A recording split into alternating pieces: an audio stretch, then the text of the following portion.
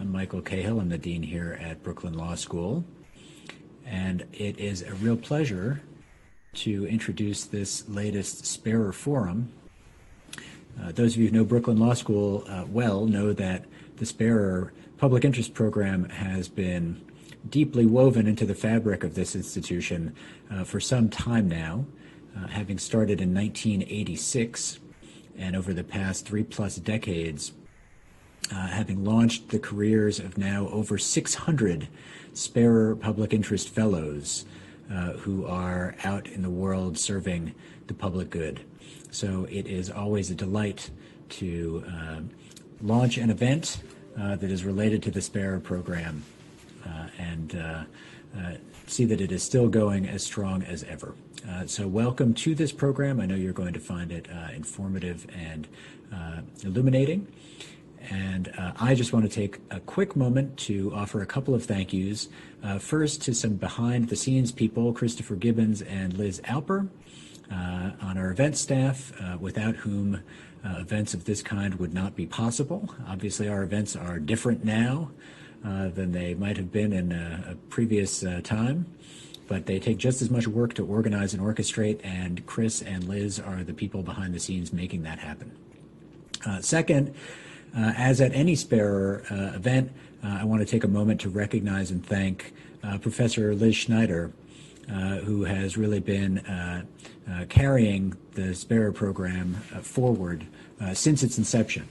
And the many hundreds of students who have emerged now as successful public interest lawyers, that's all under the auspices of Liz's efforts directing the program. And we are very grateful to her for her many and ongoing contributions to the program and to the law school.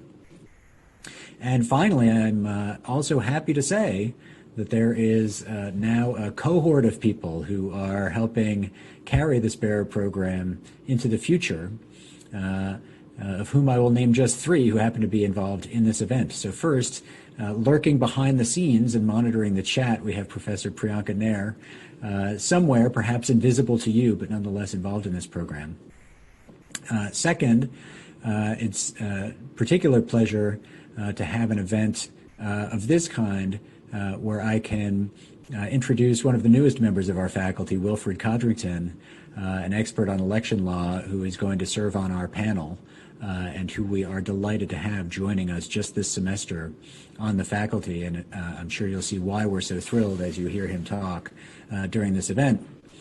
And finally, of course, the person to whom I am about to hand over the reins and then disappear and vanish into the audience, Professor Cynthia Godso, who is intimately involved in the Sparer program and actively making sure that its legacy sustains itself and grows. And so I am deeply grateful to Cynthia for making sure that Sparer remains as embedded in the DNA of Brooklyn Law School as it has ever been. Many thanks to her, and I now welcome her to this program and hand it over to her officially. Cynthia. Thanks so much, Dean Cahill. So I'm, as he said, Professor Cynthia Godso, and I'm going to be co-moderating with Meredith Wiles, who's a second-year student at Brooklyn Law School and a Sparer Fellow. We're so excited about this panel, which couldn't be more timely. I wanted to add my thanks. Thank you to Dean Cahill for all his support, and of course, Professor Schneider for her vision in founding and directing this program, the Sparer Faculty Committee for helping out so much, particularly Professor Nair, and also to the many Sparer Fellows, current Fellows, and recent graduates who also helped plan this program, as well as Chris Gibbons, Liz Alper, and Marva Skeen. And then particularly to our panelists who were very flexible in rescheduling. This was originally planned for April in person, and now we're here, but even more timely, and now here in September, almost October, right before the election. So I really thank them for taking the time in this really busy time to get to share their expertise with us. Just a quick note on the format. Meredith and I will introduce the panelists, all 3, and then each of the 3 is going to speak briefly. And then we'll have most of the time for Q&A and discussion, because we really want to hear from you all. At any point in time, you can put your questions into the Q&A, and then when the discussion time opens, we will, the panelists will be happy to answer them. So Meredith, do you want to introduce Professor Codrington, please? Thank you. Okay, first we have Wilfred Codrington, who is a professor of law at Brooklyn Law School. Professor Codrington is a constitutional law scholar with a focus on constitutional reform, election law, and voting rights. He was previously the Bernard and Ann Spitzer Fellow and Counsel at the Brennan Center for Justice at NYU School of Law, where he focused on voting and election security, constitutional reform, and the rule of law. He also taught graduate and undergrad courses at NYU Wagner School of Public Service on topics of law, public policy, and politics. Professor Codrington was also a fieldwork supervisor for the Brennan Center Advocacy Clinic, an NYU Law School clinic devoted to teaching public policy through real-world legal reform campaigns that impact the laws of democracy and the regulation of election contests. He is the co-author of the forthcoming book, The People's Constitution, 200 Years, 27 Amendments, and the Promise of a More Perfect Union, coming in 2021. Which examines the history of constitutional amendments and the tension between the overall progressive arc of constitutional change and the conservative grip on the broader conversation about the Constitution. Among his recent articles are So Goes the Nation, What the American West is Telling Us About How We'll Choose the President in 2020, and The Benefits of Equity in the Constitutional Quest for Equality. Previously, Professor Codrington was an associate at DLA Piper in litigation, government investigations, and regulatory practices, where he participated in a variety of pro bono projects on behalf of individual clients, minority communities, and nonprofit organizations. He also clerked for the Honorable Deborah Ann Batts, U.S. District Judge for the Southern District of New York, and served as a staffer for U.S. Congresswoman Eleanor Holmes Norton. Professor Codrington holds an A.B. from Brown University, an M.P.A. from the University of Pennsylvania, and J.D. from Stanford Law. Thanks. We're also really excited to have, as another panelist, Jan Campopiano, who's the Senior Policy Director and a member of the Executive Committee of Brooklyn Voters Alliance, which is an all-volunteer, nonpartisan organization that works to protect and expand voting rights in New York State. She's trained other activists on voter registration and voting rights, lobbying for voter reforms, and is a strong advocate of every voting rights activist becoming a poll worker. Jan has a BA in U.S. History, an MA in U.S. Women's History, an MLS, and is currently working on a certificate in Elections Administration. Our third panelist is Christina Asby. Christina joined Disability Rights New York in 2014 and is the director of the Voting Access, Assistive Technology, and Traumatic Brain Injury programs at Disability Rights New York. Christina serves New York State residents with disabilities receiving, interested in receiving, or having difficulty obtaining assistive technology. Christy has helped individuals receive devices such as motorized wheelchairs, speech-generating devices, computers and training services, and other AT devices.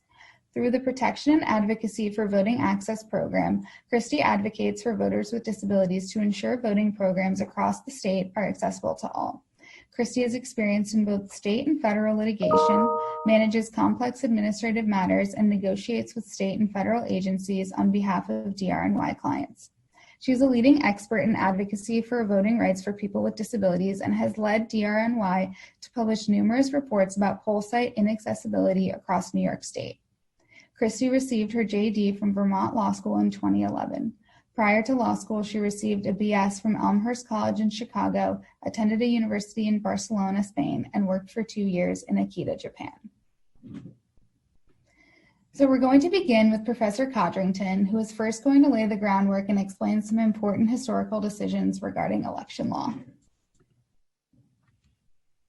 Thank you. Thank you very much. I'd like to start by thanking Dean Cahill for your remarks and your support for the SPARA program, Liz Alpert, Chris Gimmons, and the events team. Thank you for your work producing the event.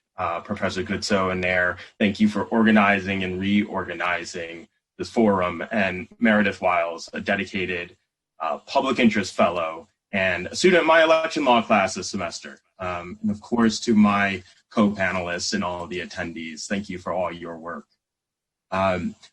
I want to express first how honored I am to be a part of this event. I read up a bit about Edward Sparrow and really what a tremendous life in the pursuit of justice and legal change. And being chosen to be a part of this forum and recently a faculty member on the committee of the Sparrow program is truly an honor. I don't want to speak for long because I know the focus today should be on the dialogue and we want to leave time for ample time for questions and answers.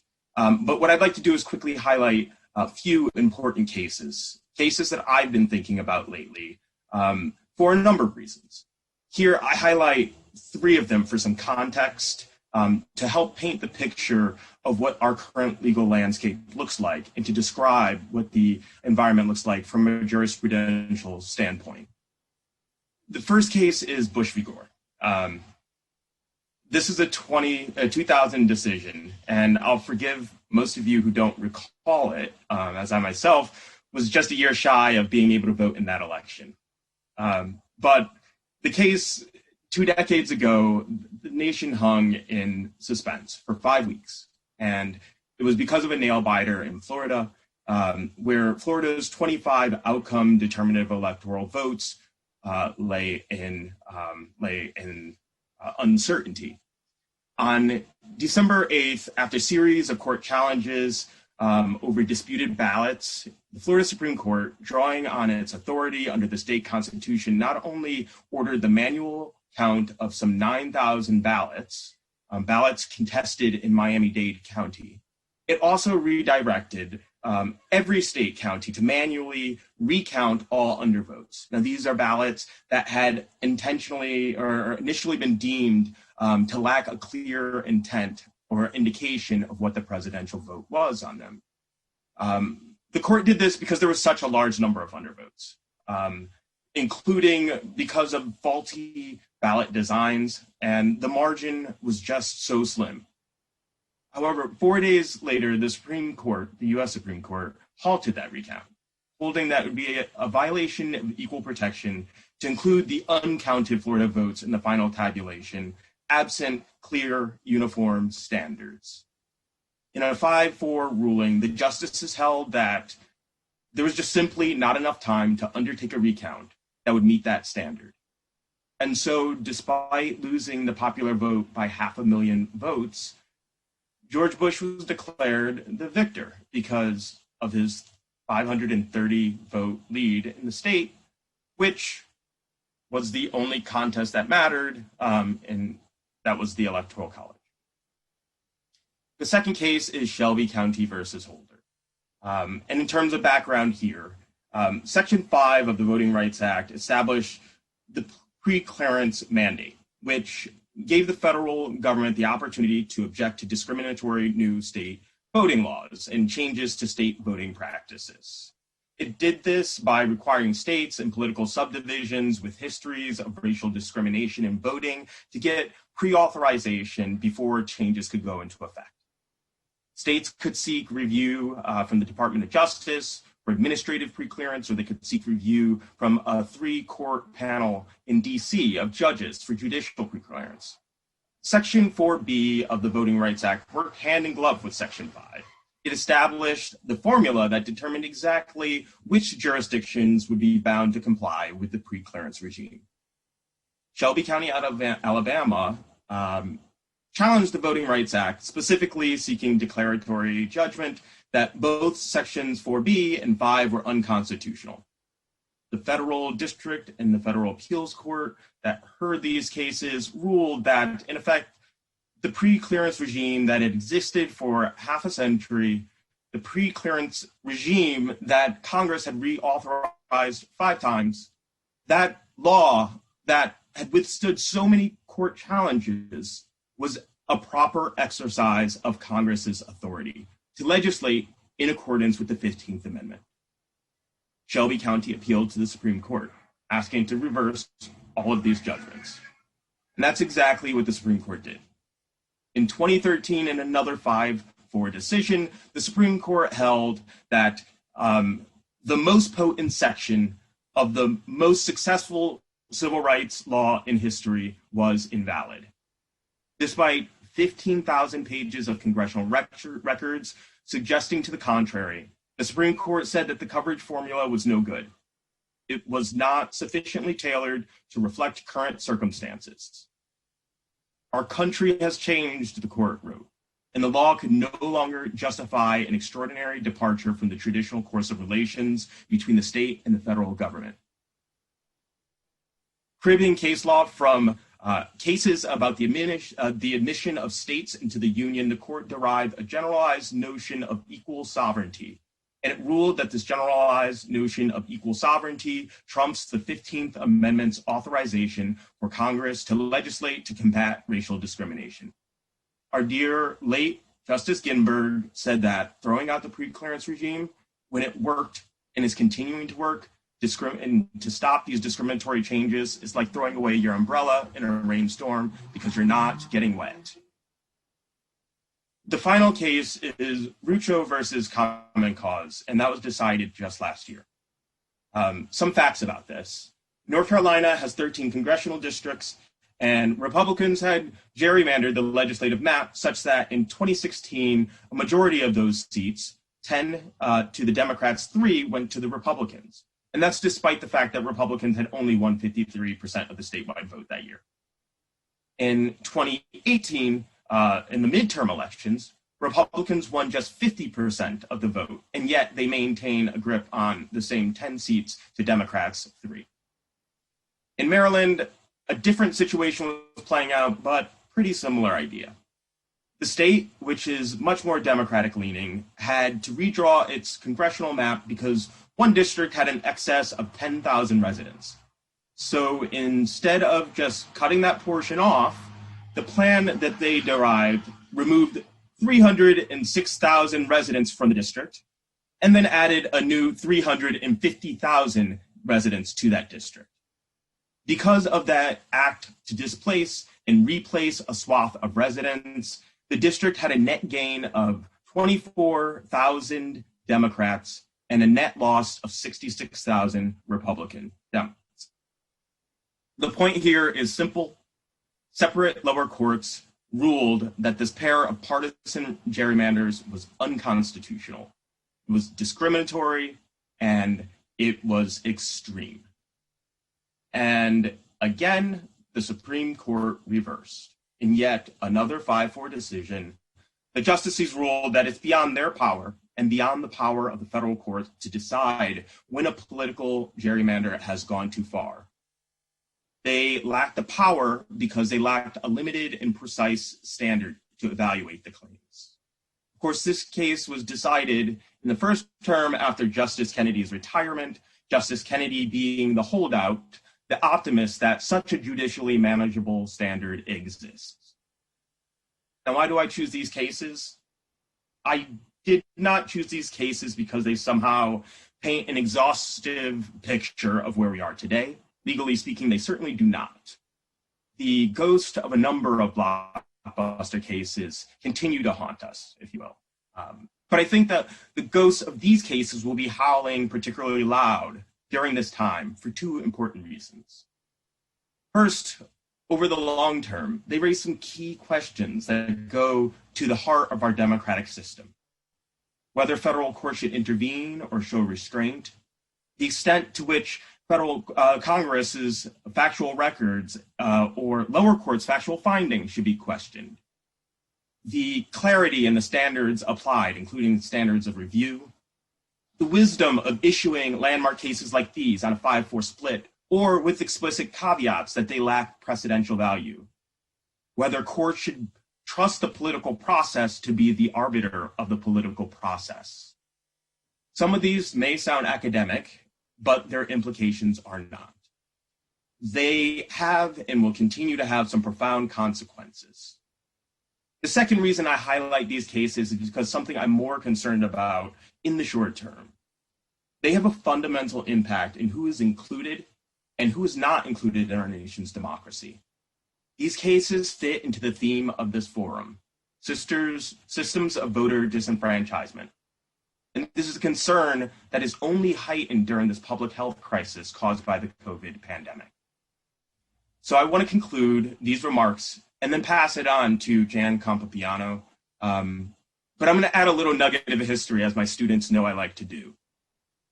This year we celebrate 150 years since the ratification of the 15th Amendment, which barred racial discrimination in voting. This year we celebrate 100 years since the ratification of the 19th Amendment, which barred discrimination, sex discrimination in voting. It has been 55 years since the passage of the Voting Rights Act, which actually began the work of reducing the pervasive racial discrimination that plagued voting in America. These were profound manifestations of democracy in action, and they helped legitimize, and I'd go so far as to say they actualized or gave birth to American democracy. But as I discuss, and as some of our panelists will also discuss, we still have a lot of unfinished work to do before we can make good on their promises. Promises of broad inclusion and equality for which these amendments and so many laws have stood. So we can have a government of, by, and for all the people. Thank you so much, Professor Codrington. Now, Jan Campopiano is going to continue outlining the history, or build on that outline, that historical nugget, and outline the history of voter suppression and ongoing efforts to prevent people from exercising their right to vote. Great, thank you. I'm going to share some slides. If I can get them to call up here, sorry. What I'm going to talk about is really coming from a community organizing point of view. So I'm going to talk about the community and what kind of communities we've had over 4 centuries of history in this country. And when it comes to voting, that's really about expansion and contraction. And it shifts from explicitly targeting and limiting groups of people who can and cannot vote to what I would call voter suppression by process. Expanding the franchise has always been a fight, and we're still in it. When we think about voting in colonial times, it was generally restricted to property owners. So we had restrictions against the poor.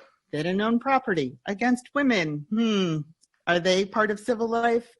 And members of different religious sects. All of these people were deemed not us, right? There were a lot of restrictions. But we did see, and we will continue to see, that wars make a difference. And the Revolutionary War brought something really cool, and that is in New Jersey, for their constitution, they said, hey, if we're restricting it to property owners, then every property owner, Black, white, women, men, they can all vote. That's great. The next year, however, here in New York, decided widows no longer could be voters. But Vermont actually created our first universal male suffrage. They said, hey, people are dying, men are dying for us fighting for this country. They deserve the franchise. What this ends on is our Constitution. And what the Constitution decides is we're not going to make it a federal law. We're going to leave it to the states. And what we get with that is there is no affirmative right to vote in this country. And we are living with that 200 years later. When you think about voting in the 19th century, that was a great period of expansion for white men. There was a very brief period of expansion for Black men. And women were basically locked out of any kind of franchise here. So what we see here is New Jersey goes back in 1807. It says no more women voting. We see Maine not just limiting the franchise about property, but they say, hey, listen, you have to be a taxpayer. And so that limits Native Americans. They become the not you of society. I do want to talk about what happened in 1821 in New York State, because New York State decided to have universal white male suffrage then. But they flipped it and said, now they took away the property requirement for white men, but they added one for black men. And they also added something that we live with today, and that is felony disenfranchisement. If you have been convicted, what they called then, of an infamous crime, you can no longer vote. What we see later in this period of time is religion no longer becomes the most important thing, and it's not used to prevent people from voting. But slavery is the most important thing. In 1848, we get the Seneca Falls Convention, which had the great partnership between abolitionists and suffragists. And they were advocating for something known as universal voting. They wanted everyone to vote. That became their hallmark. That's what they were advocating for. And they had a great partnership for 20 years. Again, the Civil War made a big difference, and we got the 3 really important amendments to end slavery, except in prison, to establish birthright citizenship, except for various groups of people, which we'll talk about in a minute, and, as Professor Codrington said, the 15th Amendment, which for the first time established not just persons, but male persons as the people who can vote. Reconstruction was so important. It really expanded the franchise to millions of black men in the country. And not only were they voting, but they were sending people to Congress and to the Senate. It was a period of expansion that we would not see for 100 years. When Reconstruction ended, it became a lot clearer that there were a lot more of these not used, and that was about race and ethnicity. In 1882, Congress decided to have the Chinese Exclusion Act, which not only barred immigration, but said people of Chinese descent who are here cannot become citizens. We saw some improvements for women out west. Wyoming and Utah let women vote, great. But the end of Reconstruction and the rise of the Black codes and the Mississippi codes meant that we saw poll taxes and literacy tests and grandfather clauses and terror, state-sanctioned violence and murder that continued for more than 100 years. In the 20th century, that was the time of the greatest progress. Again, we saw war happen, World War I, where a lot of men went to fight and a lot of women went to work. And the 19th Amendment finally happened, and it really helped white women vote. But we also saw in the 1920s a lot of immigration, and that scared a lot of people. For example, in New York State in 1921, the legislature were scared of people in Puerto Rico coming and people in Eastern and Southern Europe, and they decided we needed a literacy test here. Native Americans finally became citizens in 1924, but Japanese Americans, similar to what happened in 1882, were denied citizenship. And it took another war, World War II, to grant people of Asian ancestry the right to become citizens. We also see a lot of amendments for voting in the 60s. In addition to the voting, in addition to letting DC vote, we got the 24th Amendment ending poll taxes, and we did, as Professor Codrington talked about, the Voting Rights Act, which was literally the most important federal law because while it still allowed the states to control voting, it controlled the states. It provided oversight and said, this is acceptable, this is not acceptable. In the 70s, we saw the 26th Amendment lower the voting age, again, because of a war. Men were getting drafted to go to Vietnam at the age of 18, but they couldn't vote. And so this lowered the voting age. I want to mention the motor voter law at the end. because it's talking about a process that happened. It was saying, hey, voter registration, which was really expanding in the 20th century, was making it hard for people to vote. And this was meant to make it easier. When we get to the 21st century, what we see is voter disenfranchisement and suppression moved from targeting specific groups, the not us, to it's not us, it's the rules. And we see voter suppression by process on steroids right now. The commission that was formed after the 2000 election had a whole bunch of recommendations, one of which was saying, hey, we should stop disenfranchising people who are formerly incarcerated. Nobody picked them up on that reform. HAVA, the Help America Vote Act in 2002, became a really, really important, and probably the last important, federal legislation that said we need to have modern equipment, no more lever machines here in New York State. We need to have machines that people with disabilities can access and independently vote. We need to have standardized registration lists. And we need to have provisional voting, which wasn't consistent across the states before. But as the professor mentioned, the VRA gets gutted, and literally that day, voter ID starts happening, poll sites start closing. Florida passes Amendment 4 in 2018 to finally end lifetime felony disenfranchisement, and the Florida legislature says, no. There are rules, you have to pay fines, you have to pay fees. And what we see is all of these rules are used to keep people from voting. And what we hope is, that's why I put it there, is 2021 is going to lead to a big change in voting. I just want to leave with one last thing. The abolitionists and the suffragists of the 19th century advocated for universal voting. And I think this statement here, democracy rests on universal participation, even among those citizens who have committed criminal offenses.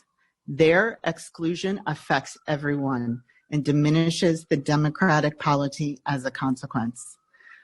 We need everyone to vote in this country if we're going to have a robust democracy. Thank you. Thank you so much, Jan, for sharing your expertise. Before we move on to Christina, I just want to remind everyone, if you have any questions at all, please put them in the Q&A box, and we will be asking questions very soon. And now we have Christina Asby, an expert in disability law, who's going to tell us more about the grassroots efforts and advocacy she's done for people with disabilities, who are the largest marginalized voting group. Hi, everyone. Thanks for having me.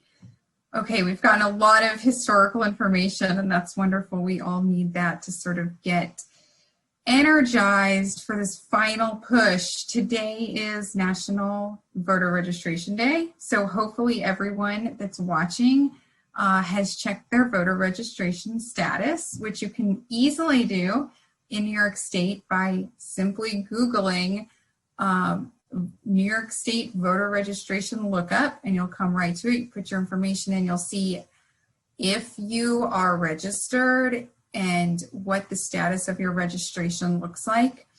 Thanks to some recent legal advocacy by our Attorney General's office, we can vote even if we are considered in the inactive status. So if you are in inactive status, and you want to become an active status, you can contact your state, or I'm sorry, your county board of elections to fix that.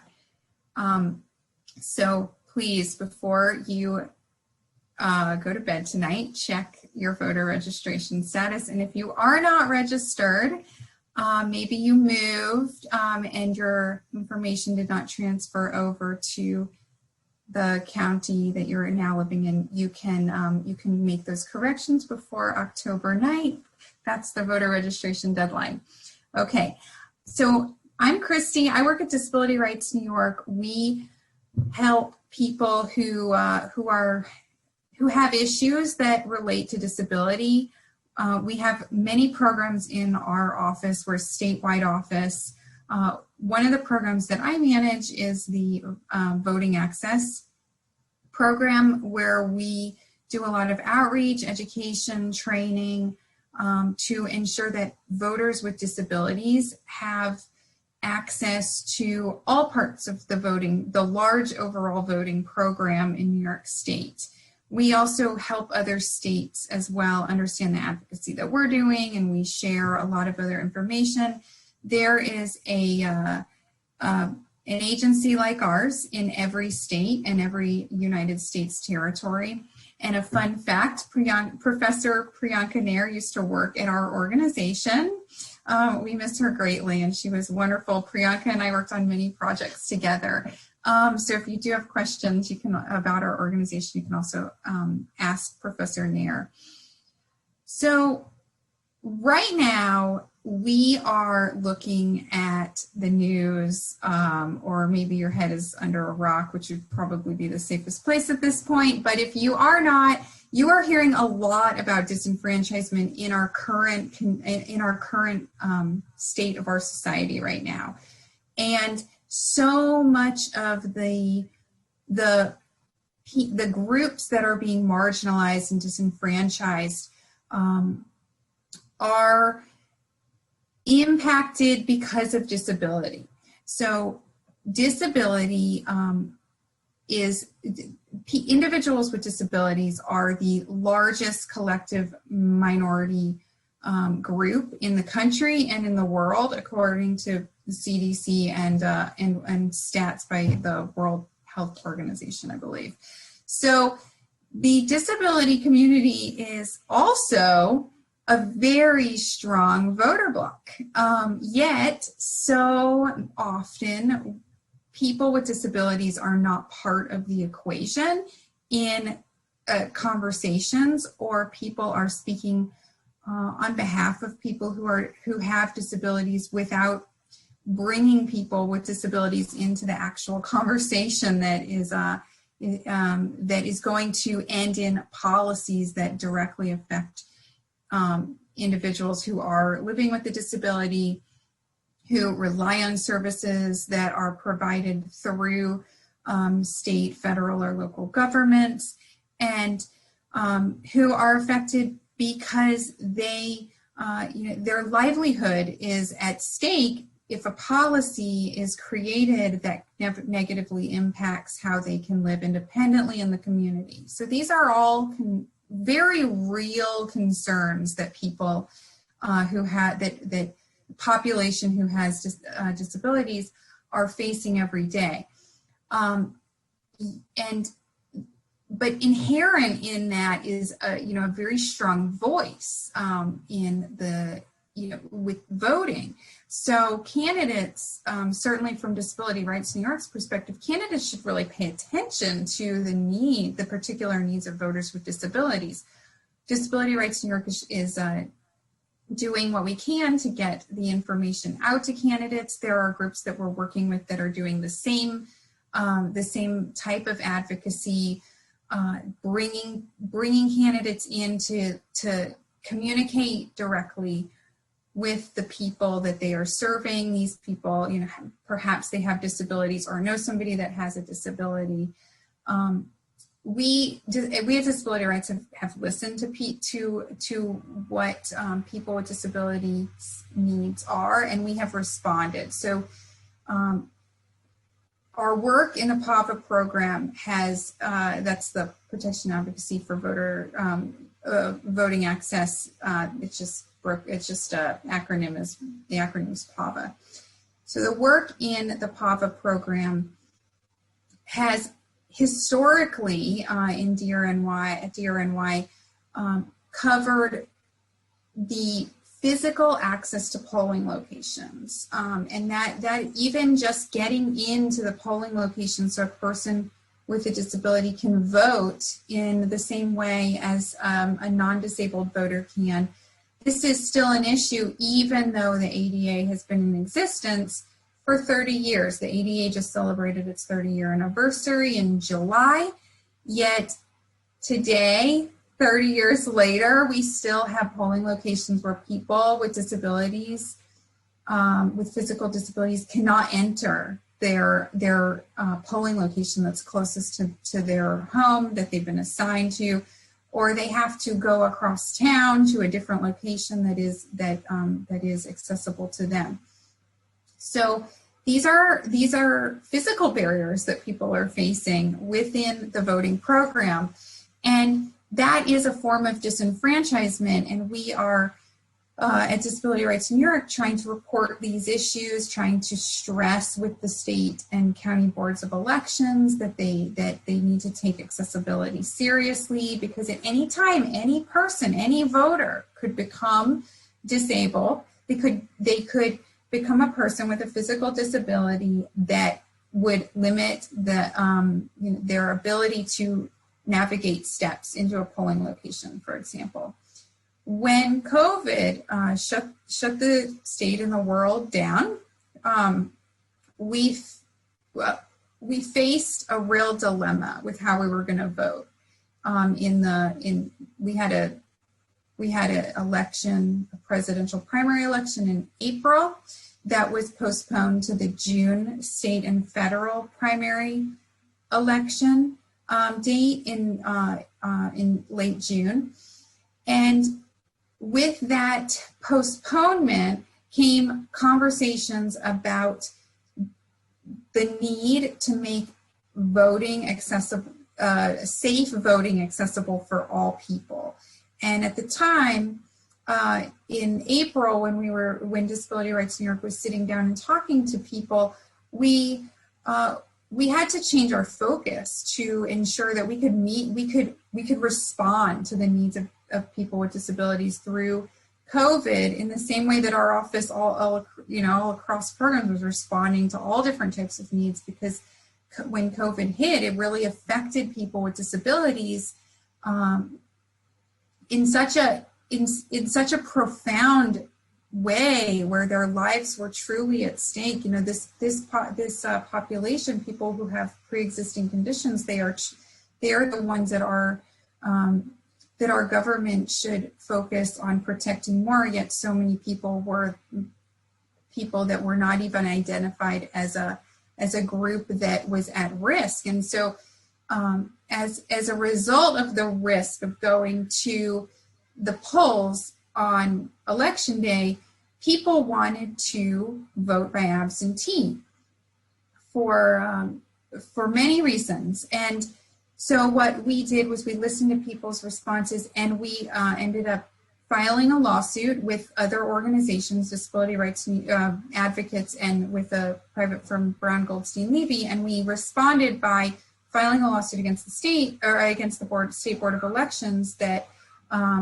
to make the absentee ballot program accessible. So that's where we're at now. That case is in active litigation. We still in New York State do not have fully accessible voting program, both in person as well as absentee, and that's why we continue to work and to do the work that we do.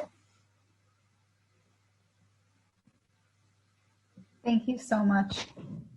So we're going to begin with a general question, and then we're going to move on to some questions from the audience. First, I'd like to ask a question that's to any of the panelists. Voting is essentially the backbone of a democracy. So it seems that such a crucial action should be easy and convenient. Why and when do you think voting became such a politicized issue?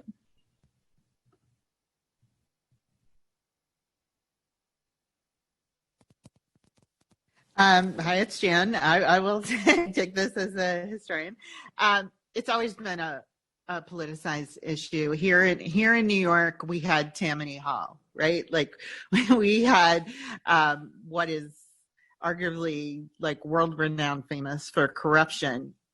When people went to vote in the 19th century, how they got a ballot was the party gave them the ballot. Right? We didn't switch to what is known as the Australian system, where you get to vote in secret until quite late. And so it's always been partisan. I know it feels really terrible right now because for most of us, it hasn't been like this. So it feels like it's off. But I do want to make a plug for it's always been pretty terrible.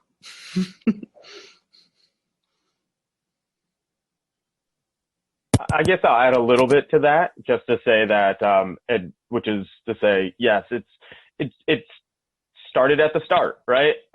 Jan gave a very good overview of what was going on before and after the United States became a country, right? So we started, it's all about power, right? So the idea that states would retain primary authority over regulating ballots meant that there was going to be little, at least from the outset, there was going to be little federal protection for whatever this right to vote is, right? So you have this warped conception that keeps Black folks out, and it keeps women out, and it keeps poor folks out, and various combinations and permutations throughout the country, depending on where you were, right? So it was, and back to the point of power, it's just that people, when they have power, they don't want to lose power, right? And that the way you retain power is to know exactly who your constituency are. So if you keep your constituents out, you keep them stable, you're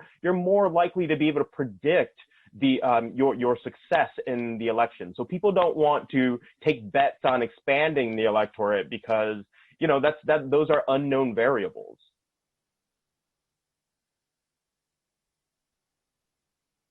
Great. So I'll move on to a question from the audience. Is there a fundamental misalignment between the Electoral College, as it's now conceived, and how our country has evolved, I guess in terms of population and so on? But what are the legal considerations to determine how the Electoral College can evolve, if at all? And that's open to anyone. So I've written a lot on the Electoral College, so I guess I'll take this one. Fundamental misalignment from the start, yes. It's fundamentally misaligned because we can just tell from our last election that someone can lose by 3 million votes and then still win the presidency. And we can tell that it's happened in more than like almost half of our recent elections, right? That's how we got half of our presidents in recent time. But it's also fundamentally misaligned with our values because it functionally weights votes differently according to where you live. And there's a couple funny things about the way that plays out. It gives a little boost to small states because it bakes in a sort of 2 electoral vote in the formula because you get 2 senators from no matter where you're from. Well, of the 10 smallest states, most of them are whiter than the country. So you're not only boosting small states, but then you're also boosting the value of white votes. And then it also submerges large, substantial minority populations, no matter where you are, because of the winner-take-all system.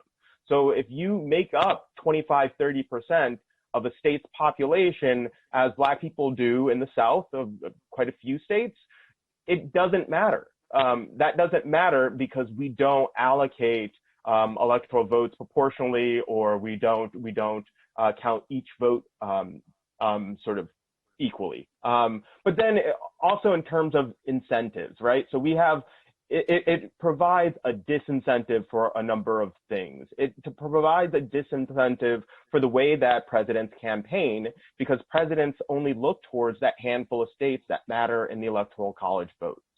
It provides disincentives from the way that presidents govern because looking towards re-election, you're going to put in little or goodies in policy towards those states because you want to win them. So, for example, you might exempt Florida from an environmental regulation that everybody else is tied to. So it's going to skew that as well.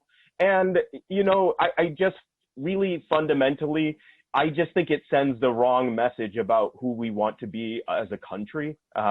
Do we want the singular person who is supposed to represent every American to sort of just look out for the votes and govern in the interest of a handful of people, because that's going to determine their electoral prospects.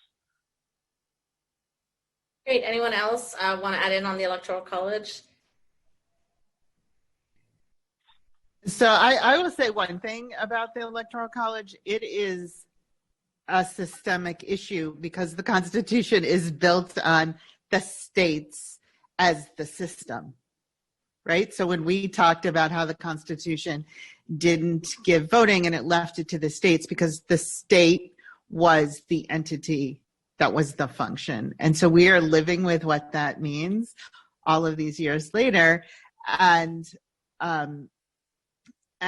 it's built in to make the state primary over the citizen. And that's something that we have struggled with our entire history. We have the 3/5 clause in the Constitution.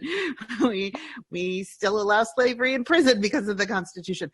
All of those things, and it really comes down to the state. And so one of the fundamental changes when we talk about systemic issues is how do we flip it around to make the citizen the structure and the states and all of these other systems serve that versus the other way around. Thank you. Okay, the next question from the audience is, has the U.S. Supreme Court given insight into how Congress can pass a constitutional law that ensures universal voting in every state? So, I want to say that the Supreme Court sometimes rules in cases and then drops nuggets about what may or may not be possible without actually answering what may or may not be possible. So I laughed because one of the cases that I mentioned was the Rucho versus Common Cause case about political gerrymandering. And at the very end, the Supreme Court says something, well, you know, in history, Congress has done this according to its election law clause power. But we're not going to say anything about that. Now, you can interpret that a couple ways. You can interpret that saying that, well, this question's not before us, so we're not going to answer it. But it is, you know, Congress do something, because courts kind of use their decisions at times to urge their other co-equal branches to do things. Or you can just say, we're getting trolled. You can say that, yes, we can look at the history in the the elections clause actually provides Congress with a lot of power to legislate very broadly. But what is this court going to say about that? And I guess, yeah, the court says things about this all the time. The question is how much we can trust this court.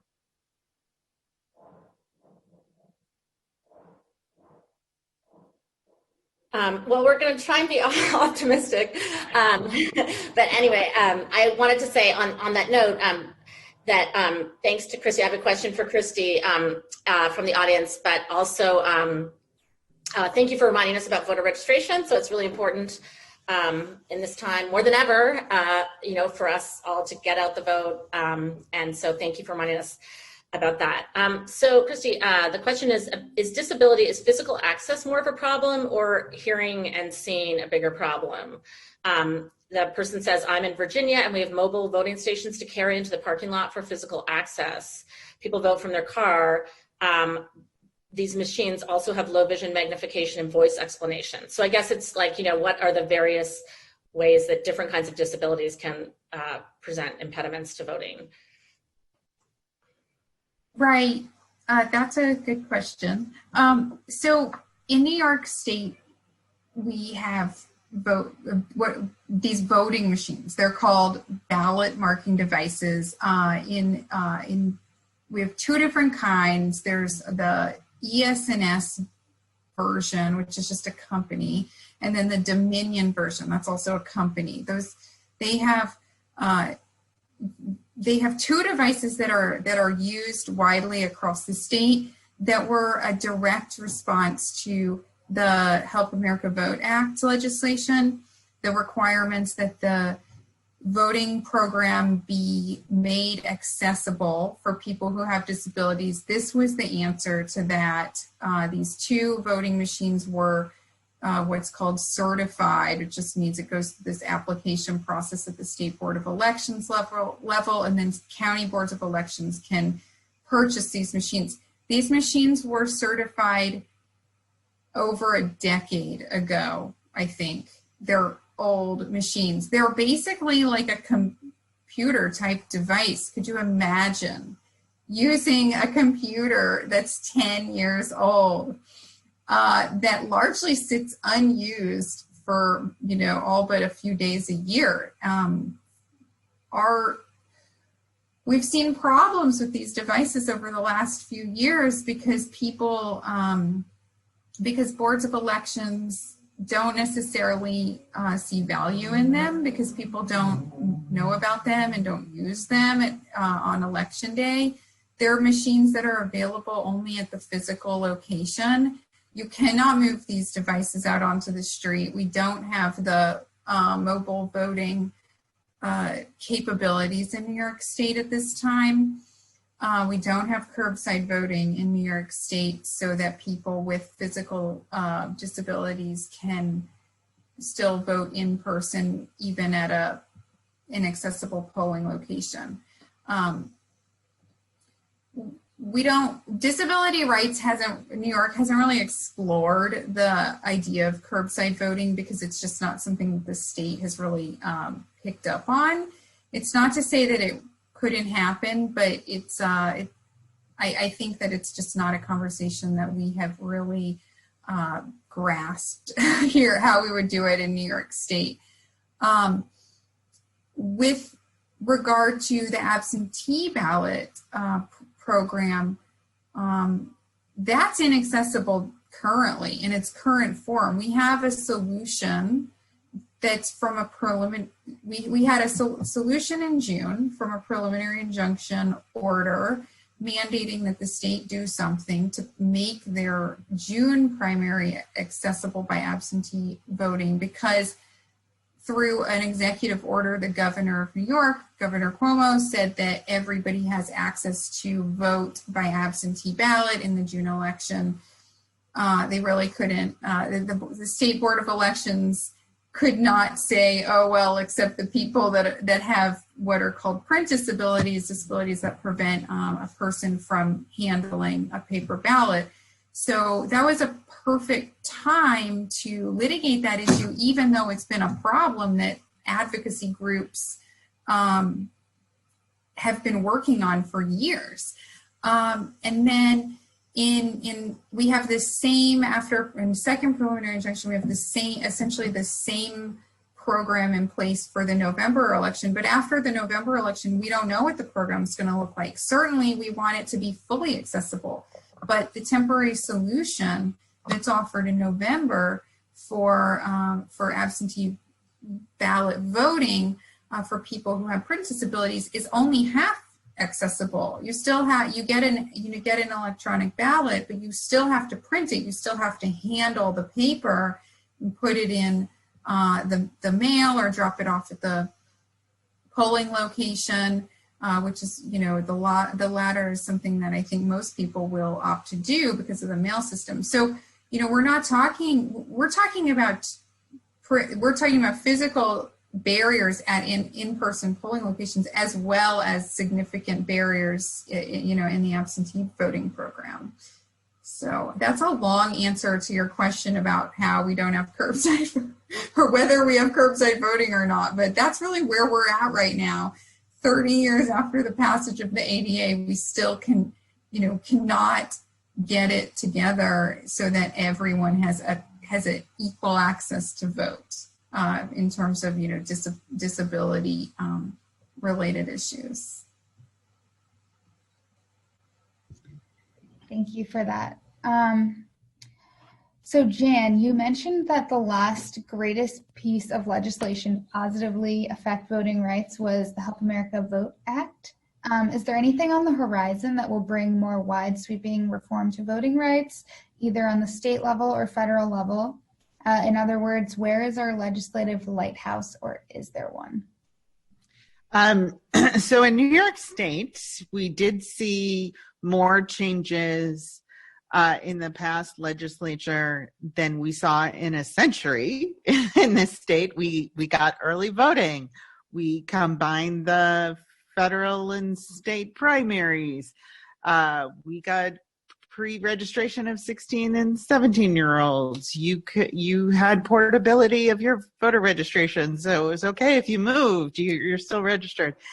We got a lot of changes, including two which are not yet implemented, but will be a sea change for us. One is something we're kind of experiencing right now in COVID, and that is excuse-free absentee, right? So before this pandemic, you had to have one of the listed excuses, and work was not a listed excuse if you were working all day in order to get an absentee ballot. So that will be a huge difference. So we will continue to see more expansion of absentee voting. We will also get something Chrissy mentioned. Today is National Voter Registration Day in New York State. The deadline to register to vote is October 9th, which is 25 days before Election Day. But we will also see same-day registration. There are plenty of states that have same-day registration. Minnesota, DC has same-day registration. We don't, but we will hopefully in 2022. So in New York, there are some big things on the horizon. On the federal level, the House passed H.R. 1, which is a huge sea change in democracy. But it didn't go anywhere in the Senate. So when I said in 2021, change going to come, like if we can get a change in the Senate, we can see some more protections.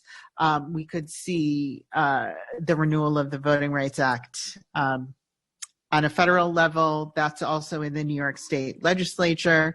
We could see that. New York was covered under the VRA because we had a literacy test.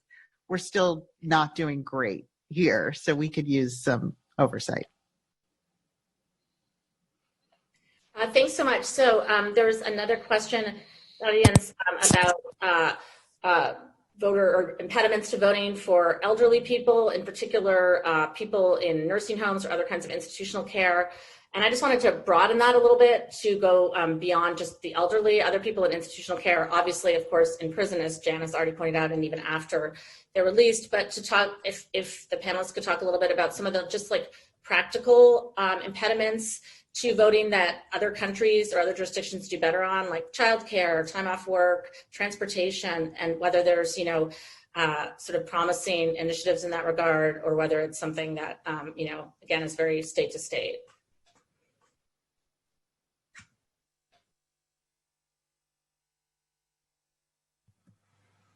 I can speak about nursing homes and jails, and right now we're definitely seeing the effects of the negative effects of COVID in these institutional settings, because advocates like Disability Rights New York and everyone else on this panel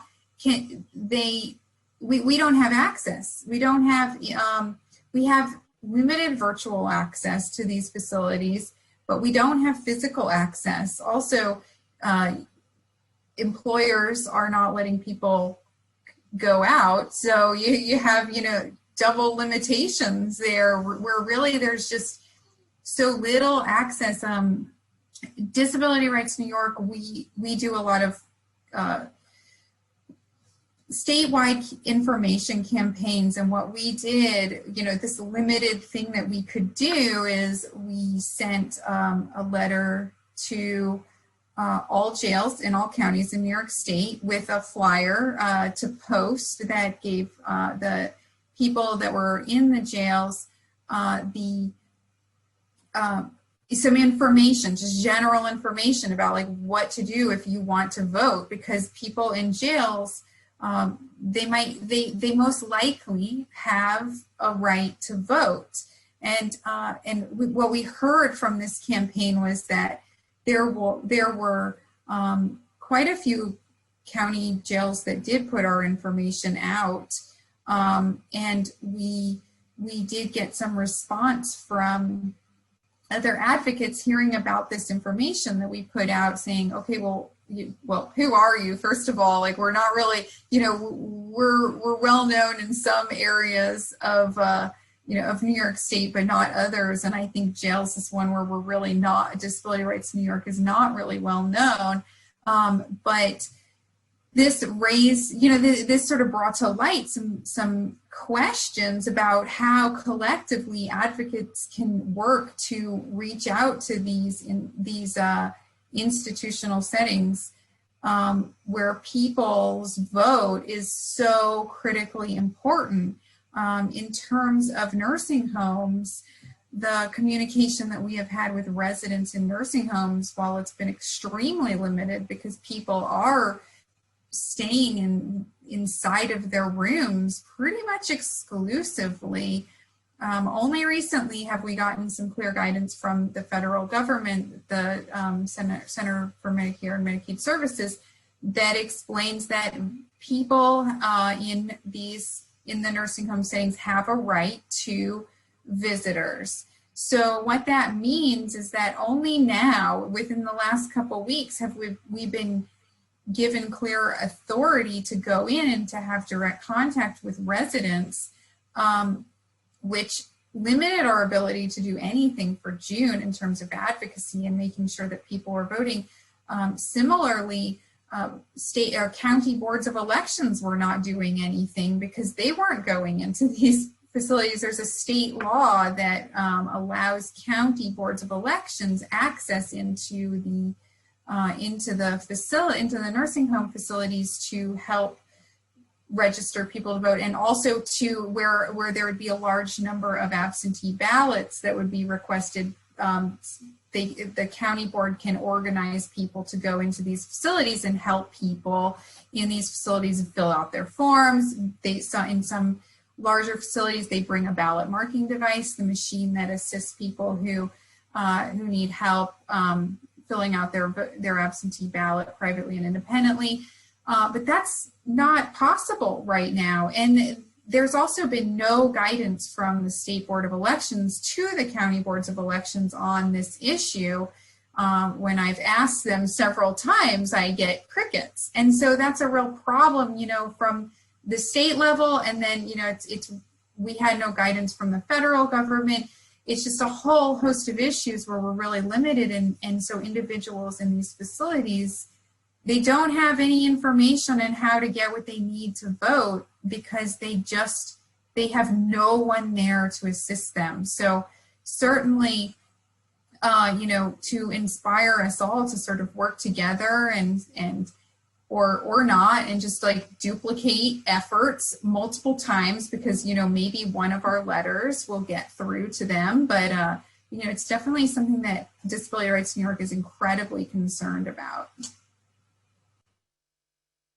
Anything else? So I'm from Jen or Wilfred. I also wanted to add in a follow-up question that is sort of related, which is what is the chance of Election Day becoming a national holiday or even, a state holiday? And I guess that relates to sort of the parts of the question about very practical barriers to people voting in terms of, childcare, time off work, et cetera. So I was going to add that as part of the discussion, but I'd say I add a few points.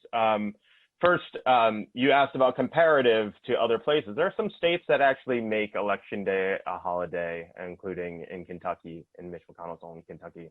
I don't think that people in Kentucky think that this is a power grab, but across the nation, across the world, people vote on weekends because the idea there is that you're less likely to be working on weekends, and therefore it's going to afford you time. They also give you a little bit more time to vote, so it's not just one day necessarily either. So there's some progress that could happen there. The chances of that happening, you said not to be pessimistic, so I'm not going to answer that. But I will say, okay, like, to be honest, to be honest. I mean, I think, well, Jan talked about HR 1 being put forward. So HR 1 is this robust pro-democracy, anti-corruption measure that has a lot of pieces. And one of the pieces is election law as a federal holiday. So maybe there actually is a chance. Maybe 2020 is a year where that's actually taken up. But there's also other things that countries do. So in other jurisdictions, so about the felon disenfranchisement provision, right? So like in Maine and Vermont, you can vote if you are incarcerated. So, you know, there's provisions there to help you actually get registered and actually vote. And in fact, this is not also, they're not outliers in this regard. You can vote in South Africa, you can vote in Canada. So like there's models for this, and there are people who have these values. And I'll just say the other thing is automatic voting registration with AVR.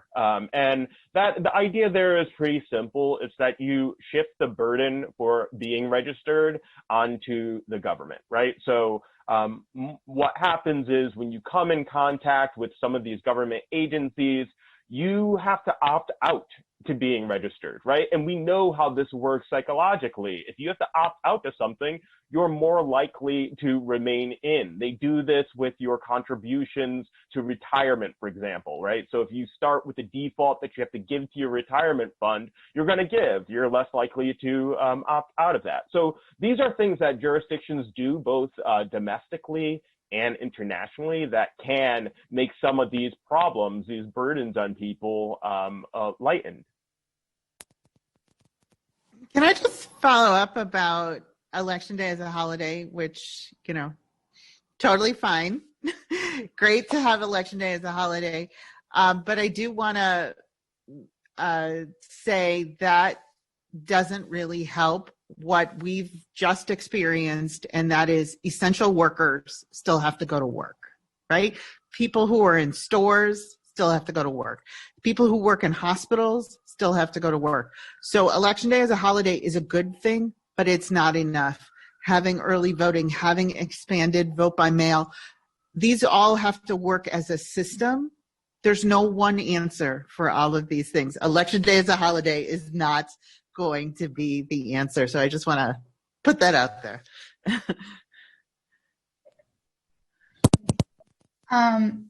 Next question from the audience is, how can Congress fix the Voting Rights Act to put back pre-clearance without having the law struck down by the present Supreme Court?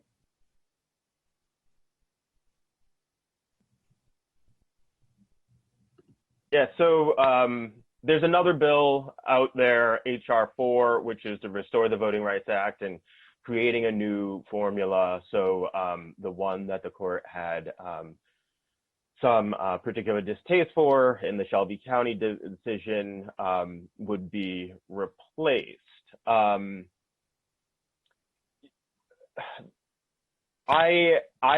think that Congress should put it forward, and you know, we'll see what happens in terms of enacting the law in 2021, and we'll see how the outcome of the election plays out and what have you.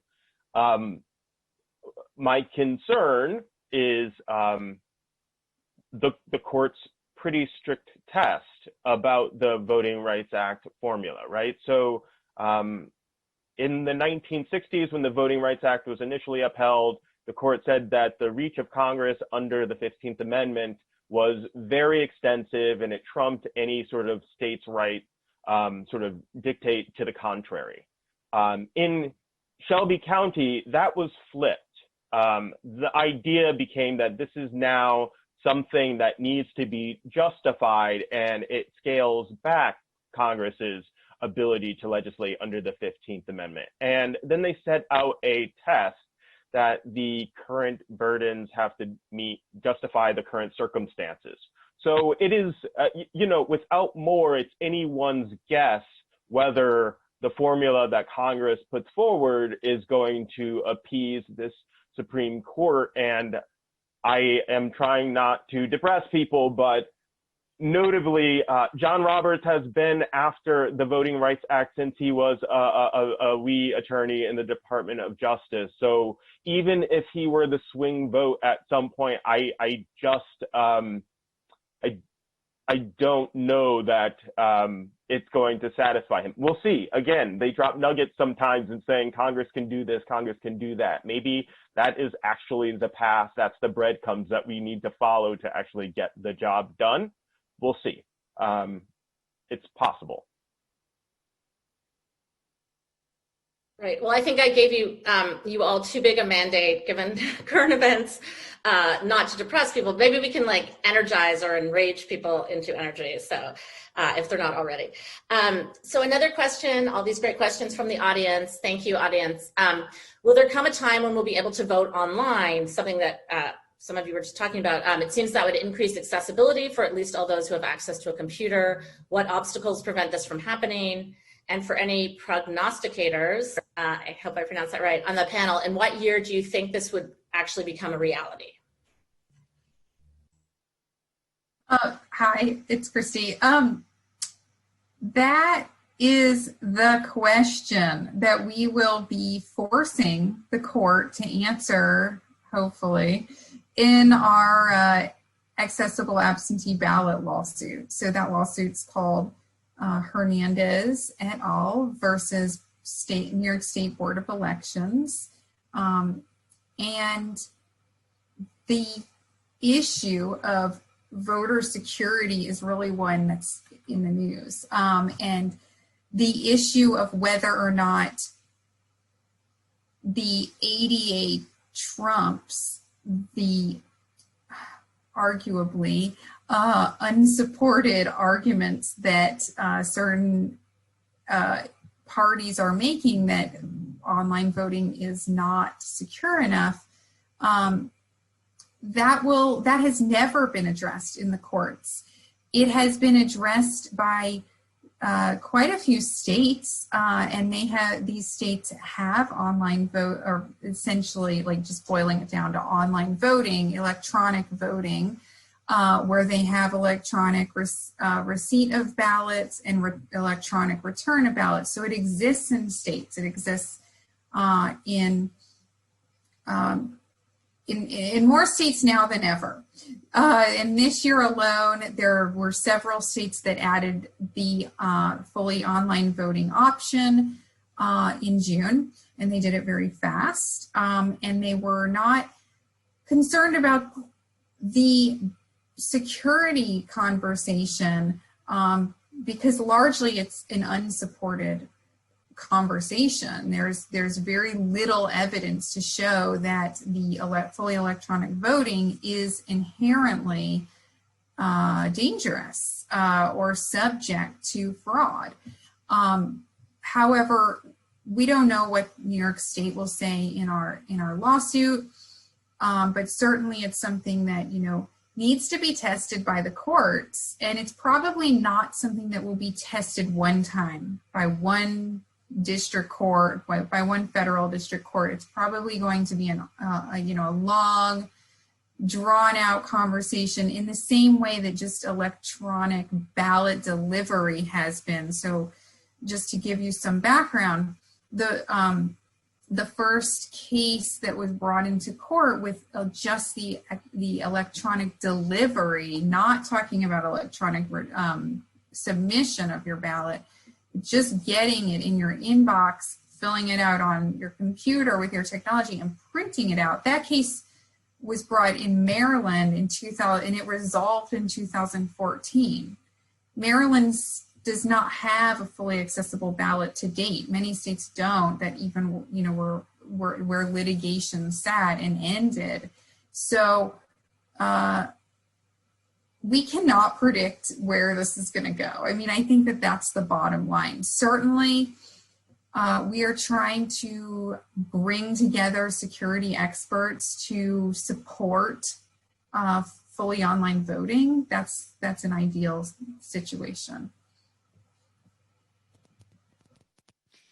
I would say one of the problems with election administration itself is it's very slow to change, right? We voted in New York State with a lever machine until 2010. We held on to that. thing. And we don't even have online voter registration in this state. Like, we are really, really behind.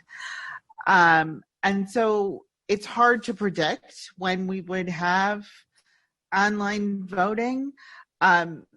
There are security concerns. There are concerns about how would we do recounts, for example. We've had plenty of very close elections here. When you're doing online, would we just do audits? Like, there are things to consider, but I do want to say we're used to like mobile banking. We can do all of our banking with our phone. But the idea of doing elections via that way, to me, it just feels like it's a little far off. If we can't even get people to agree, how can we register online right now? Well, also to touch, let me, Dan, just to touch on your point, we have a requirement in state law, in New York state law, to have a paper trail. So online voting would never be paperless. So logistically, that needs to be managed, and we have a state board of elections, but who's running the show are the county boards of elections. So I just want to add one thing, because I am both one of the people who are concerned about election security in this regard, and I've worked on this, but I'm also very sympathetic to the accessibility issues. And this is not an easy circle to square or square to circle. I get my idioms off. So I think these are both very valid points. Election administration changes very slowly, and it's not well funded. So to try something really new, and that's going to be a grand overhaul with very limited funding, is worrisome. It's also worrisome in light of sort of malactors sort of probing and trying to hack our election systems. And you know, we've seen the sort of susceptibility and vulnerability of voter systems around the country, with like registrations being completely open for malign actor and bad actors to sort of probe. We also just, and I think it's nice to think about our banking and our sort of other platforms where data is transmitted online. It's a little easier to do those things, or to think about those things, because those are private companies that, one, invest in that, and they've done it. But we also have to remember that the other side is there's data breaches all the time, and so I think that there needs to be something. I'm just concerned, and then about the point about the paper ballots. I mean, we do know, and this is really, again, one of those things that's really hard to alleviate concerns for accessibility, because we do know that if all goes wrong and you do have an actually hand-marked ballot, which is, again, itself an issue in this concern, that's going to be the clearest way for you to be able to look back at the ballots and audit and actually see that the outcome reflects what the will of the people were. So these are a lot of questions that I think need to be addressed. I do think security experts need to be looking at this. I do think that they need to be working with the disabled communities to kind of think about what can work. And I do think that we need a lot more investment in our elections across the board before we make a big splash into something else. Thank you so much. The next question is also about election administration. So we've seen throughout the COVID crisis that access to mail-in ballots has expanded. How has COVID pushed the mail ballot conversation forward, and how has the political dialogue around mail voting hindered the progress that advocates had made on mail voting prior to COVID?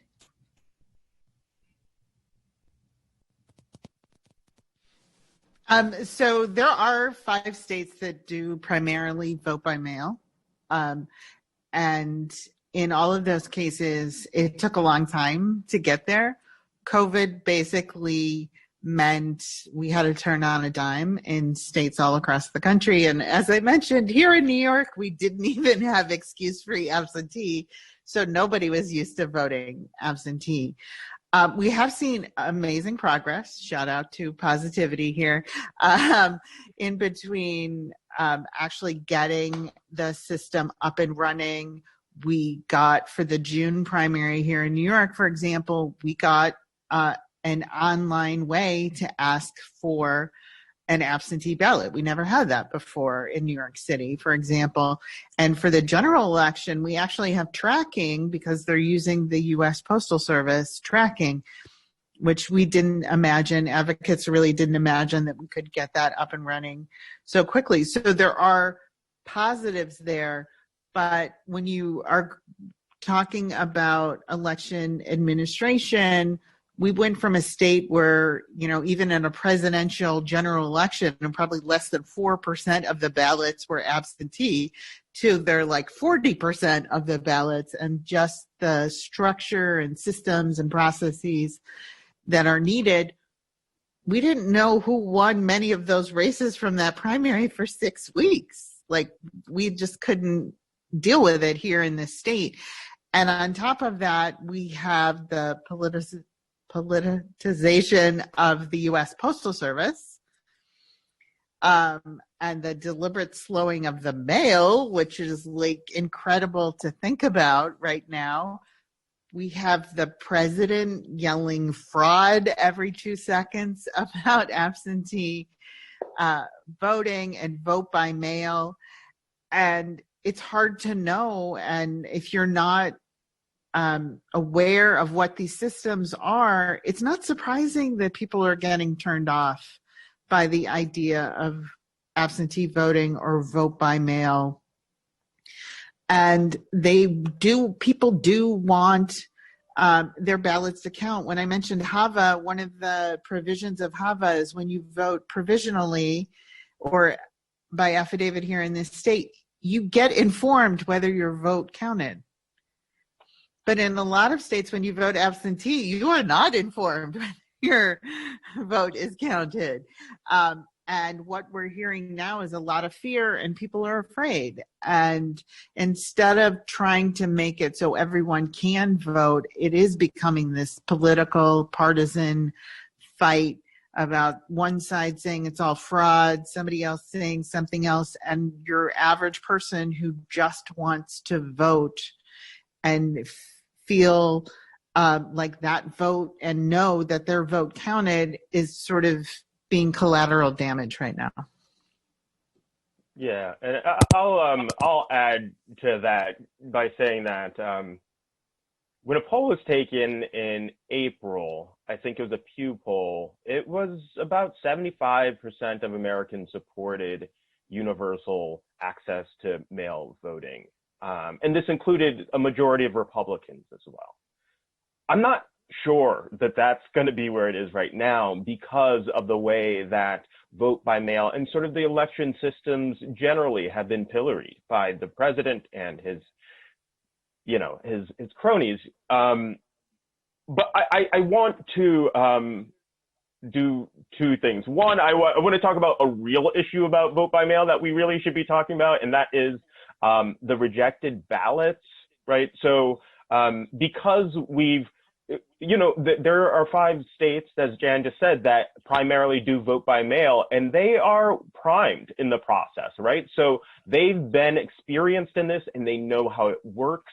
And so they're not having that much of an issue. But for those states that had to hurry and do it and are continuing to do it, there's other considerations. So the rejected ballot thing is, when you switch to another mode of voting, usually there's a big education campaign about the things that you need to do. And because states are primarily running all of this stuff, they make all the rules, and you might, your ballot might fail for a small technicality, like a missed signature or a sort of not putting the small ballot into the large envelope or something like that. And that's troublesome. So I think we need to do something to sort of enhance that there. We also know that vote by mail, when these ballots are rejected, you are, at least from Florida's experience, if you are Black or Hispanic, your vote is twice as likely to be rejected.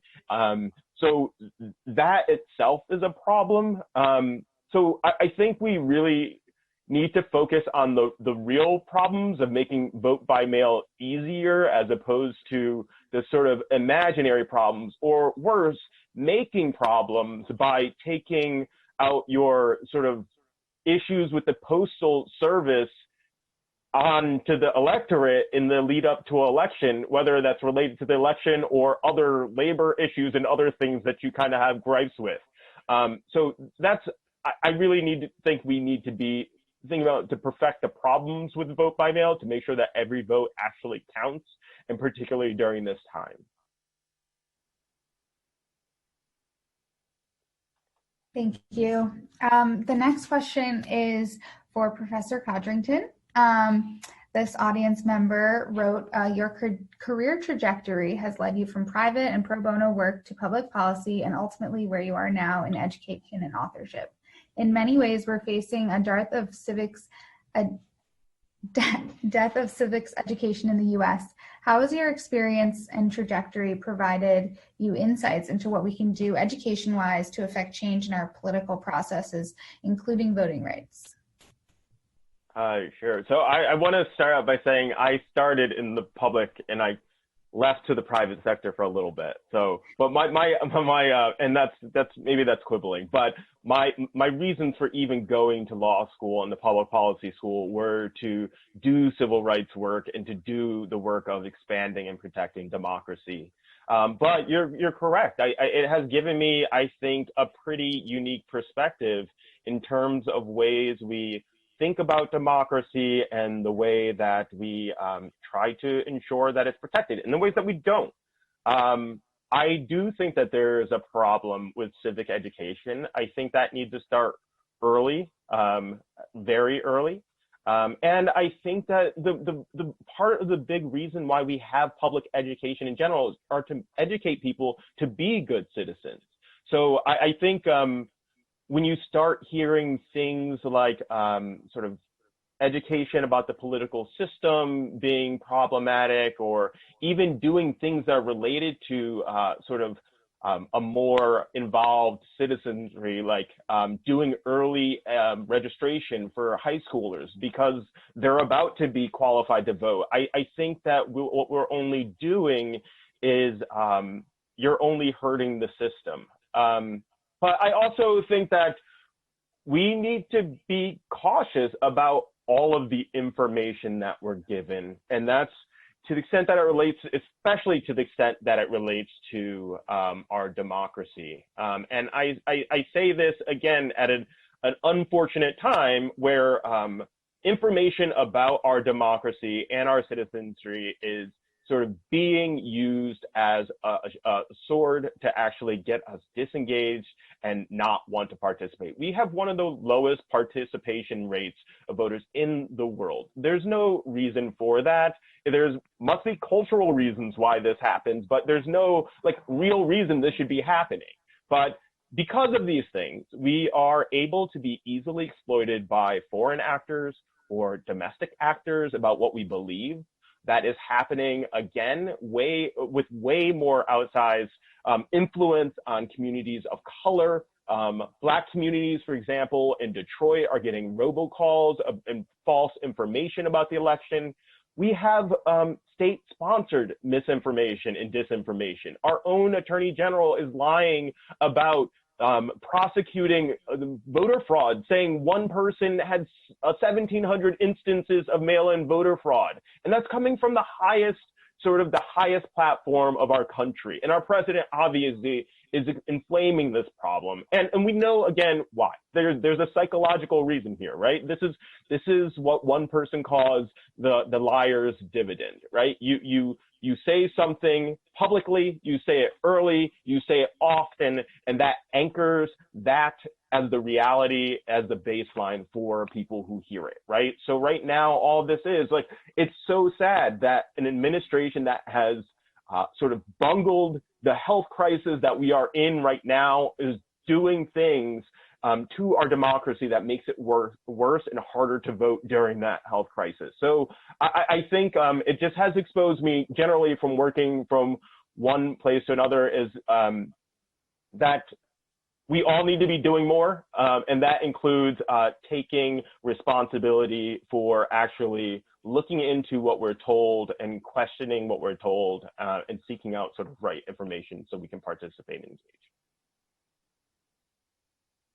Thank you so much. Not necessarily optimistic, but definitely energizing and enraging.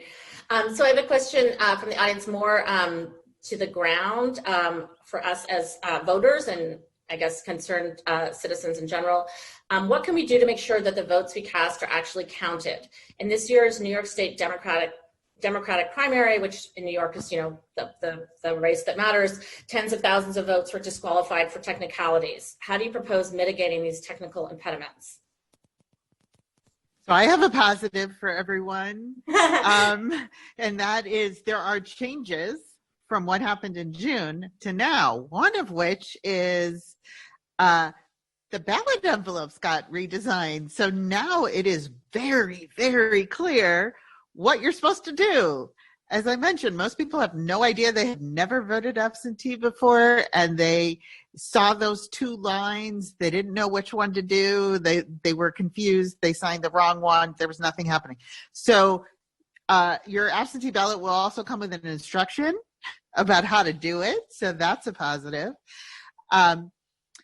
You will be able to track your absentee, as I said, in New York City anyway. And so you'll be able to say, hey, listen, it's not coming. It's not going to be here. They're not sending it. I still have that option to go vote early or to vote in person. And we also have legislation that starts a cure process for us and allows unpostmarked ballots that are received the day after. It's not great. It could be all 7 days. They only chose one day, so it's kind of I don't know. Anyway, it's kind of there, but we are starting a cure process. We have no idea how that's going to work. Other states have like this whole online system. And I'm not even talking about vote by mail. I'm talking about like states like Arizona. They have like a fantastic cure system that you can look up to see what's wrong with your ballot. How do you fix it?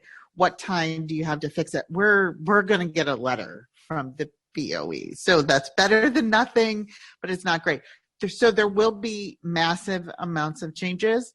I'm just going to say from BVA's point of view, two things. One, if you are comfortable going to the grocery store, please vote early. Just choose to vote early. There are 2 very early days. It will start at 7 and end at 3. I think it's Monday and Friday here in the city. Speaking of experience as a poll worker, no one shows up at 7 a.m. So you will have the place to yourself if you do that. And secondly, if you're really concerned about the U.S. Postal Service and your ballot getting there too late, we would also advocate if early voting has already started, don't mail your ballot. Just drop it off at an early voting poll site or an election day poll site. They will have a lovely box right there at the information desk when you walk in. You just put it in there and they will take it to the office, and at least that part will get counted, so you won't have to worry about the postmark. So there are changes. So I do want to take this call to focus on the positive right there. And I'll just add a little tidbit of information. If people are watching from outside of New York, please check your Secretary of State's office website or your Board of Election website or any number of websites that tell you exactly how you go about this process, because it does vary from state to state. Some states you can track your ballot, some you cannot. Some you need to have your ballot postmarked by election, but it can be counted after. Some it needs to be received by election at a certain time. Some states you have different early voting windows and hours, and it is just a hodgepodge of different rules that are going to apply. So just please go to an authoritative source your Secretary of State's office, your Board of Elections office, and they can give you the exact process. But I just want to agree with Jen that those are the things you should do. Vote early. Don't wait. Make this plan and just get it done. Get it done.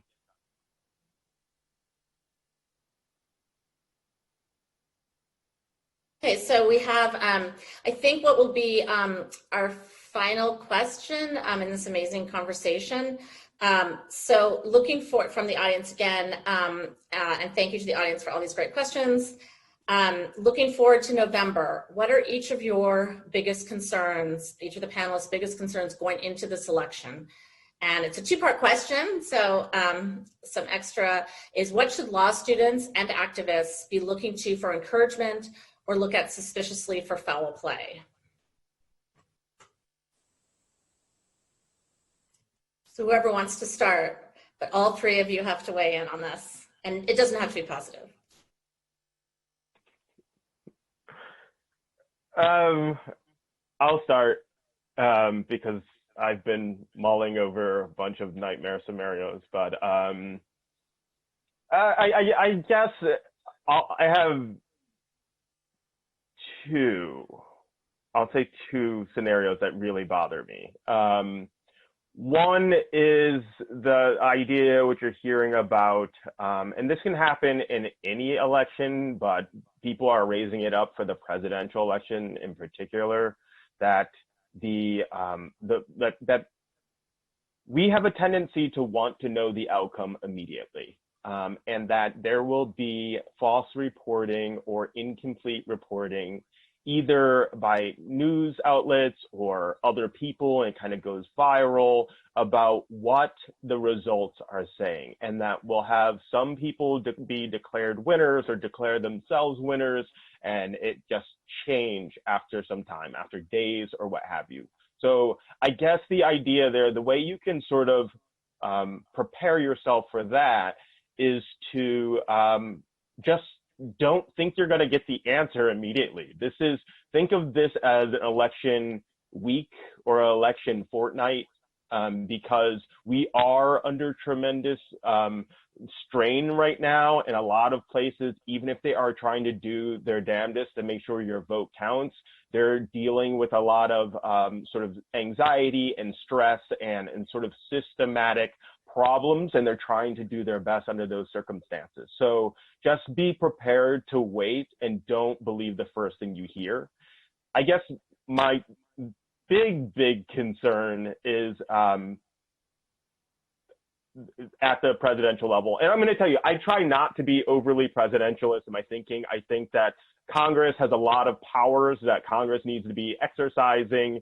And there's a lot of things that powers can do. I think that the states and the localities are super important, and there's a lot that they can do. And so I don't even want to be overly like federal focused, but we have a presidential election, and we have a president who has been disparaging the process to undermine it at every point, at every link in the chain, from information to the ballot being cast. He's been trying to undermine that process and the faith and credibility in that process. And I think he is trying to prime people to do exactly what I am worried about, which is to declare himself the winner at all ends, and then God forbid he wants to stay in office and he's not the winner, and then things have to be dealt with there. There are all sorts of scenarios that election law scholars have been thinking about what might be involved. Will the military have to be involved? Will the Supreme Court have to be involved somewhere? And who's going to enforce that?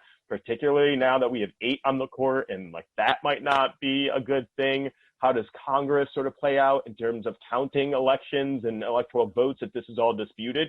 So there's a whole like problem there that I think a lot of people need to be getting ready for that, just because that's in some ways that's what the current incumbent may very well want. So that one I don't have a solution for, but as for not knowing the outcome, please be patient and please look for reliable sources of information.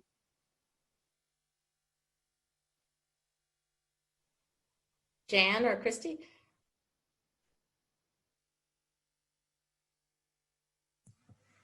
Okay, I'll step in. Yeah, this is a really important, potentially life-changing or life-threatening election this year, on many levels. So making sure that boards of elections in New York State, county boards of elections are held accountable to what they need to provide to their voters is really incredibly important. So for voters that are concerned that they will be disenfranchised because at the county level, they don't know how to administer a safe and accessible voting program in that county is very concerning. We have received reports from several counties or voters in several different counties that their county boards of elections either flatly ignore the direction of the states, or they claim complete ignorance on what they have to do to ensure that voters with disabilities have access to either the absentee ballot or the polling locations. So where there are concerns, certainly raise them. That's what voters need to be focusing on, and not feeling so deflated from disenfranchisement that they don't have any energy left to even make a phone call to the Attorney General's office or to Disability Rights New York or any of the other groups that are trying to ensure that voters are that voters have access to the polling locations or the absentee ballot program on or before Election Day. Certainly, I respect the news, but I discourage sensationalism over voting. That hurts the movement in many ways. If you sensationalize both sides too much, then it all washes itself out. So we can actually have a really strong message and movement towards more accessible and voting with less disenfranchisement. So as we're plugging away in our advocacy, I would say, let's look at the facts. Let's look at how we can come to resolutions and issues as law students and as voters, where you can identify problems. Don't feel pressure to sensationalize it. Just say it as it is and identify the problem. Report it just to an organization that could benefit from having the information and move forward with that information to come to resolution. And I would agree with all of that. I am afraid that people are going to freak out when they don't find out who is going to win on the presidential level. But I'm also afraid because of something else that's going on and the effect of the pandemic. And what we have seen is the drop off in voter registration is like off a cliff here in many states. And so that means a lot of people who would have voted are probably not going to do it. And there's a lot of people with all of this sort of miasma of fear and craziness that are really getting turned off from voting. And so one of my big fears are we're not going to see the kind of turnout and energy that we hope to have in a robust democracy. Professor Codrington mentioned we are like one of the worst turnout countries in the world when it comes to elections. And in this state, we're usually in the bottom 5. Like, we just do not turn out for elections. And I think that's a problem. And I don't want to come back to something I said, and that we have voter suppression by process, and we see that all over the country. And I'm going to make a plea for what can be done, and I'm going to say this from an activist point of view, and that is make sure everyone you know is registered to vote, and their registration is up to date, and that they have a plan to vote. And you are asking them about it right now, because right now is when they have to make decisions about, are they going to get an absentee ballot? Are they going to vote early? Are they going to vote on election day?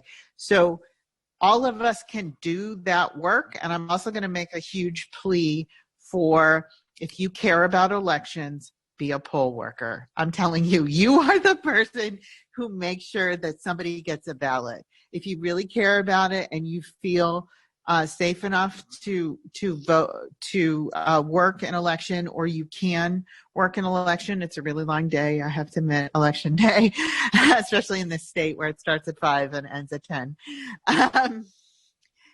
Please be a poll worker. Law students, you ever want to go into election protection, the best thing that you can do is be a poll worker first, because then you will understand that process completely, and you will be able to help people with election protection. So those are my pleas.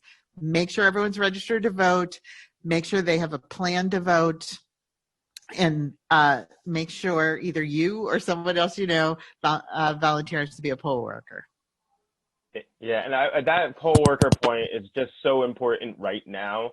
Note that the poll workers tend to be elderly people who are retired and have more time on their hands, and they tend to do it year after year. Those are the people who are most vulnerable right now. Those are the people who have dropped out, and because they had to drop out, in a lot of places, we've had to consolidate polling sites because there weren't enough poll workers or things like that. So all the problems that we don't want to happen in a normal circumstance can happen now because we don't have enough poll workers. I've told my class, become a poll worker. There are other things you can do. I think you can do election protection hotlines, even if you don't have a JD, I believe, because they train you in that. So you can also do that. But you know, get yourself voting early, and then getting other people voting early. And then on election day, do what you can do to make sure that the process goes off without a hitch. Thank you so much. And on that note, Professor Codrington, I was a poll worker in 2012, and I will hopefully be one this year, depending on if I can make it home. But this is the conclusion of the panel, and thank you so much to our panelists for joining us and having this amazing conversation tonight. We're so lucky to have you all as activists and advocates for voting rights and accessibility in our democracy. I learned a lot from all of your expertise, and I really appreciate you speaking with us. Thanks. I just wanted to add a thank you to our audience for all the participation and all the great questions. So thank you all, and have a great night.